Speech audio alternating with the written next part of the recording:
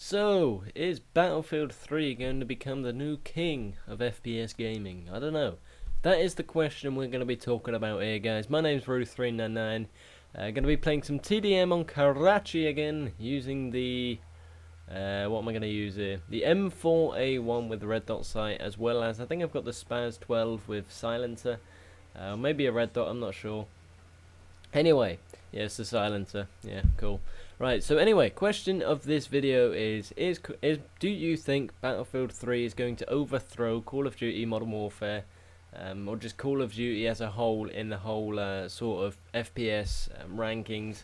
Because for the last 5-6 years maybe, Call of Duty has been up there with the, well, it's been on top. It is the top game in the way of FPS, but seeing what Battlefield 3 is bringing to the table, it looks like there's a good competitor for once. I know Battlefield Bad Company 2 and just Battlefield in general has been up in the been up there with Call of Duty neck and neck for the last couple of years. But I mean, just look at what Battlefield's offering. It's offering, like, oh my lord, just graphic wise, it just throws Call of Duty out the window, and then shits on it as well. It pisses out the window and does all this mad stuff with it. I can't, I haven't played the beta enough to sort of say I prefer playing the beta of Battlefield as opposed to Modern Warfare. I really don't know. The question for you is to answer that in the comment section below. Now, I played a bit of the beta. I played Battlefield 3 beta. It was open, I'm not sure how long it was open for. I think it was about 2 or 3 weeks. Of solid playing, and I know a lot of people had a lot of playtime in that. They didn't touch Call of Duty or any other game during that time, but I only managed to play it a couple of times, maybe every couple of days, not for about an hour each time, and I'm gonna say it was fun to play. It was really good. It was a change of pace, but I wasn't good at it. I was nowhere near good enough at it, which kind of puts me off. I mean, if you're bad at a game, you don't want to play it anymore, do you? I mean, for people who just die and die and die over in Modern Warfare, in Call of Duty or any other game, if you're not good at the game, no matter what it is, whether it's football games, racing games, fighting games, shooting games, fuck it, even Pac-Man, if you're not good at it, you don't want to play it, do you? It puts you off a bit. Unless you're the kind of person who's like, right, I'm not very good at this, but I do want to get better.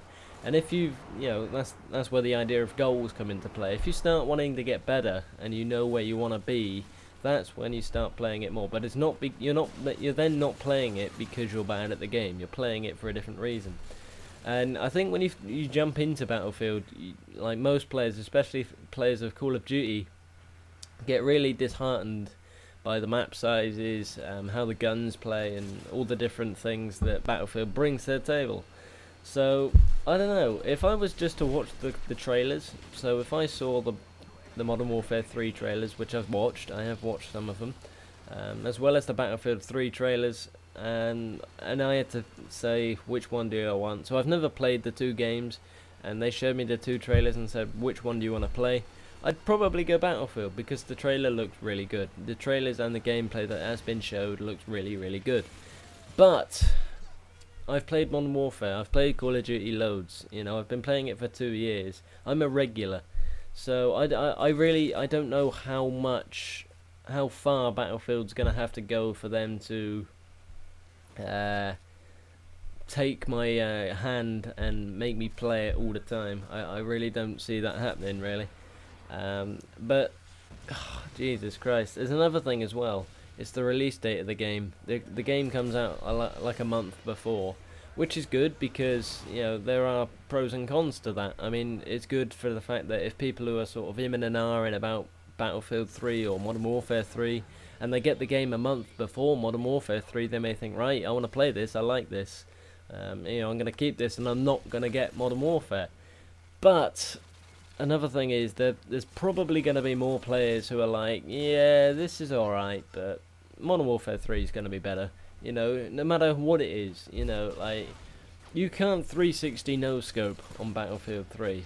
Now, that is a huge chunk of the gaming community out the window.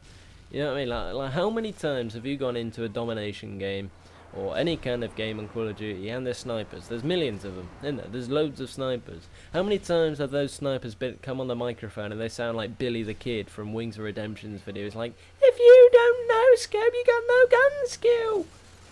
That's like a lot of the community. They don't want to be playing tactical shooters. They don't want to be taking their time. They want to play this. Now, I really don't know if Battlefield's going to beat Modern Warfare. I really don't think it will.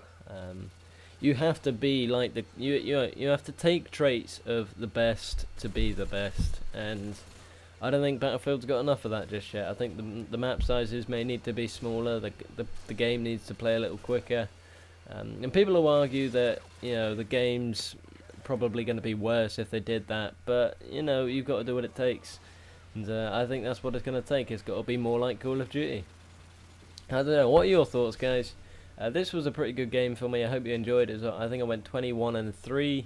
If you could please like the video and share this around with your friends, and also go and bump this on the Respawn Army, I would really appreciate that. There will be a link to it in the description, as well as my Twitter and Facebook page. I've been Ruth399. Again, I hope you enjoyed. Jesus, one bar. Crikey. See you later. Ruth399.